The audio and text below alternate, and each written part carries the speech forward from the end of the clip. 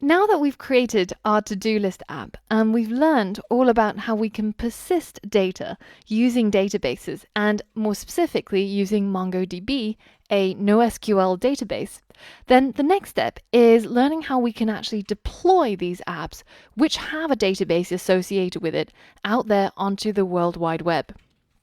Currently, in order to access our website, we go to localhost 3000. And that means that we're using our local computer as the server to serve up the information and data in our website. And that backend, of course, relies on Node.js. Now, in the last module, we also learned how to persist our data, to save it to a database using MongoDB. Now, the MongoDB database is also served up from our local computer. And the URLs that we use to access, be it our server or MongoDB, all have the word localhost in it. So if you take a look up here, when we've been accessing our app, we've been using the Hypertext Transfer Protocol. We've been going to a port 3000 on the localhost. And when we needed to access our database, we've been accessing it at port 27017, also on our localhost. Now, the part before the colon differ because here we're using the Hypertext Transfer Protocol, so a set of rules that govern how we transfer data across the internet to access web pages. But here we're using the MongoDB rules, which determines how you can access data in a MongoDB database. But essentially, everything is all hosted on the same laptop that we're using for development. And this is great for testing while you're developing your apps, but currently nobody other than ourselves can actually access our website, which kind of defeats the purpose of it being a website, right? If it's just made for us. So what can we do? Well, we know from previous lessons that we can use a data server that's online 24/7 and attached to the internet backbone, which will be able to host our Node.js server and be able to deliver our website wherever it's requested across the internet. And we've been using Heroku to do this, which means that instead of using localhost 3000, we can use some sort of app name .herokuapp.com, and anybody, no matter where they live or how they're accessing the internet, they can all access this web page through this address on the World Wide Web.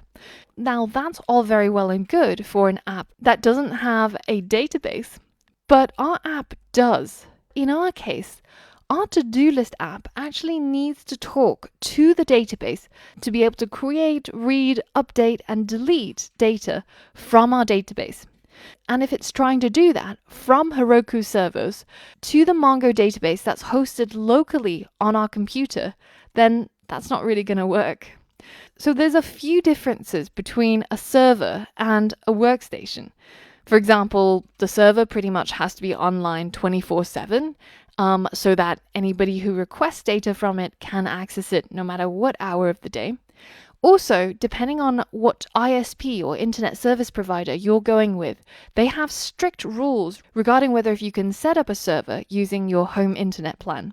So what we have currently is a workstation, and we need to move our database to a server for it to be served up 24/7 and across the internet. What we need to do is we need to set up another server which is capable of hosting MongoDB databases. And the service that we're going to use is MongoDB's own cloud service, which is called Atlas.